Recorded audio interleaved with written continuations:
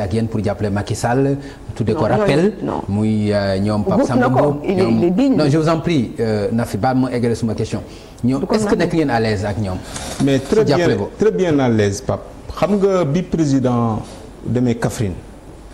ñu interpellé ko di ko wax ay mooy bi mu waxoon ni day tas opposition bi non ba dootuñu tekki dara interpellé ci wax loolu aussi foofu la ko waxee woon de bul fàtte ñi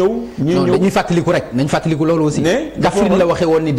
opposition bi dina ko réduire ba ci dernière expression non man déggu moon loolu d'accord man li ma déggoon mooy que boobu Kaffrine interpellé ko ci ñi nga xam ne dañ doon adhéré ci partem ba ci simple expression plutôt waxoon na ko mu wax journaliste bi que il faut nga jàpp ne soo jógee ci benn télé ñëw ci beneen télé loolu du transhumance c'est parce que da nga fa gis sa bopp donc ñu interprété bi mais année boobu xam nga lu ma wax ma ne c'est parce que on n'a pas suivi le président Macky Sall yaa ngi rappelé Pape li ma la wax nii foofu la ko waxee Kaffrine ne nga déggoo ko non dégguma ko sincèrement bi mu mais non dégguma ko sincèrement mais boo rappelé woo université républicaine bi nga xam ne c'était avant 2012 bu mu defoon Mbodiène Pape Ngagne président Macky Sall dafa woo ñëpp ñu ñëw jàpp ci projet de société ak fu ñu mun di bokk keroog am na benn journal boo xam ne dafa titré ne mais boobu ñii ñëwuñu ñi ngi doon ñëw léegi waaw dafa titré woon ne président Macky Sall c'est le candidat du PDS dafa def conférence de presse repréciser la mu wax nee na moom projet de société ak foo mun di bokk boo ci gisee sa bopp ñëwal jàpp ko mais ci dynamique boobu la bu nekk ba léegi maintenant je suis d'accord que bu fekkee ne ñoom dafa am ay pointures ay grosses pointures yoo xam ne c'est des anciens premiers ministres c'est des anciens ministres yoo xam ne dañu am doole biir PDS jàpp na ñoom li président Macky Sall di def doy na leen te daf leen convaincre en termes de réalisation te Sénégal ñor leen ñu jóg ñoo ne dañ koy jàppale je suis d'accord que ñoom du ñu kontaan mais président Macky Sall gis na ci bu boppam bu baax parce que xam nga lu muy indi dafay indi tout le temps que li nga xam ne mu ngi koy construire ci Sénégal te APR moomu ko PDS moomu ko Sénégalais yëpp ñoo ko moom dans toute leur diversité képp koo xam ne da nga ci mën a indi sa contribution nga indi sa contribution te ki ngay wax nii man xam naa ko. Souleymane Ndéné Sénégal yëpp xamal nañ ko c'est une personne de valeur. loo ko xam loo ko bañ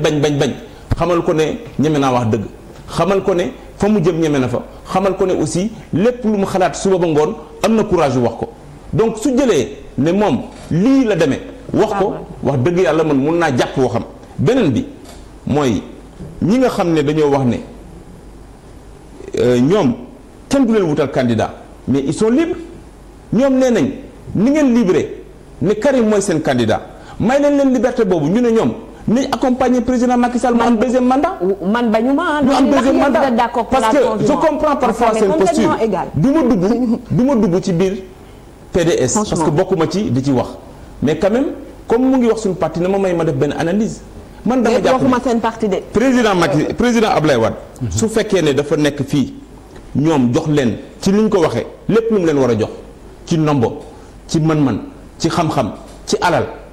ba président Macky Sall ba président Ablaye Wade jël retraitam wax dëgg yàlla bu fekkee ne ñoom ñëpp ci nekk fii amul kenn koo xam ne capable nga mun a relever le défi bay tax Ablaye Wade bu toogee ba toog ba bëgg a animer parti bi day jël avion ñëw ak âge yi mu am ñëw animer parti bi mënuñ am candidat ñu ne xaaral ñu seet kenn koo xam ne wax dëgg yàlla mooy doomu Ablaye Wade donc ñu ut ko mu indi candidat man damaa jàpp ne PDS moo am problème ci biiram. D'accord. Donc je pense que loolu. dañoo war a jàmbar xool ci seen biir ne bu fekkee ne mat nañ la ñu doon. donc war nañ mun a jël le PDS en charge donc xool li nga xam ne moom mooy combat PDS. ci planification politique ñu def ko waaye nag. c'est pas facile en face du président Macky Sall parce que vous avez du pain sur la planche. parce que dafa nekk koo xam ne dafay réaliser du waxam mooy mu jëf te nag yéen peut-être ba ngeen fi nekkee. jëf jee wax jee ëppoon jëf ji. voilà Nafi président Wade dafa am ay menaces yu mu def. est-ce que menaces yu mën a dem yu ñuy exécuter la wala déet parce que dafa wax ni Karim ak Khalifa bu ñu nekkul candidat dina wax gouvernance yi ak lépp loo xam ni document la ci élection yi ñu taal ko. wax jooju est-ce que réyul sax. déjà wax boobu man je n'ai pas la certitude parce que moom buy communiquer buy joxe communication. bokk naa yàlla dimbale na am naa honneur boobu ci ñu muy boole ci communication. ñu muy mettre en aussi xam nga ba léegi benn communiqué. non ma ne wóoruma ma ne ko te tant bien même moi j'aurais été Ablaye Wade c'est ce que j'aurais dit nañ def boycott actif looloo tudd boycott actif.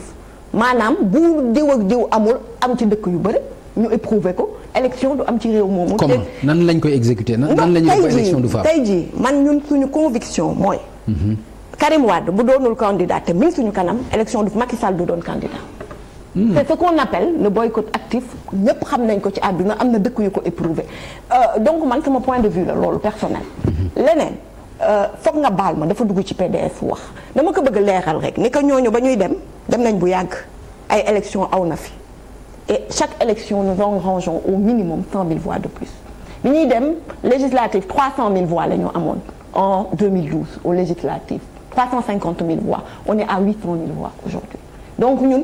buñ ñu dem ñu bañ a dem c'est pas de grosses pertes ce qui est dommage aujourd'hui c'est que ñun suñu génération man ñaanuma yàlla politique nii ñaanuma yàlla toog tey ji boo demee ci internet bi ils sont lâchés man dama wax ak sànq Amadou Sall balaa maa ñëw ma ne ko Amadou Sall bu ko bu PDS tontu bu kenn tontu sénégalais fejal nañ leen wax sa xalaat bi tey ñii lu ñu déggul amul parce que dignité honneur am na yoo xamante ni nit war nga ko jommale sa bopp boo dee premier mi man rus naa ko man rus naa tey jotee PDS wala Karim Wade génn di ko waxal loo xam surtout loo xamante ni ñëpp xam nañu c'est pas possible ndax amuñu lien yooyu donc yéen bu fekkee da ngeen nangu depuis ngeen toog loolu mooy seen liggéey la transhumance alors que vous aviez dit fii xaw ma chaîne bi si yow la xaw ma ci Pape Alé Niang ngeen ni transhumance di ngeen ko xeex boo leen toogee ngeen ni seen famille benn membre famille du bokk ci nguuru yéen a ngi fi vidéo yi moom la xale yi di foree ci réseaux sociaux yi ngeen jël tey goro mi ngi maral Sénégal ñëpp a ngi mar mais kenn mënu ko dàq gis nga ñun loo ñu bañ Ablaye Wade da doon dàq ay ñoñam on assumé dañu doon taxaw assumé suñu ay député yow honorable nga pourquoi vous n'appelez pas Mansour Faye je me rappelle Oumar Sarr yaayam dafa gaañu inondation yi am ñu jëlee ko Dagana ba minuit mu toog assemblée gars yi di ko poser des questions. naka noonu ak Samuel Sarr. Samuel Sarr la même chose. Ndiouga Sakho. frère Ndiouga Sakho. Ablaye Wade da ko dàq ministère ba bato Joola amee. au moins il y avait des sanctions. vous toi tu es pas député de l'APR wax ñu lu tax Mansour Faye te yéen a ni woon doo leen teg seen ay mbokk ci nguur gi yéen a ko waxoon ngeen ñëw loolu ngeen njëkk def clientélisme politique transhumance te man dama sant yàlla bi ma gisee ñii di wax démb. dama leen xool j'ai regardé 5 minutes ma ni alhamdulilah ndax ñii ñu mës a àndal daanu nga am na ñoo xamante ni dañu àndoon ak nu mu tudd Diouf ñëw ànd ak Ablaye Wade mu daanu tey ñu ñëw ñi ngi dem ci Macky maa ngi sant yàlla ndax xam naa ni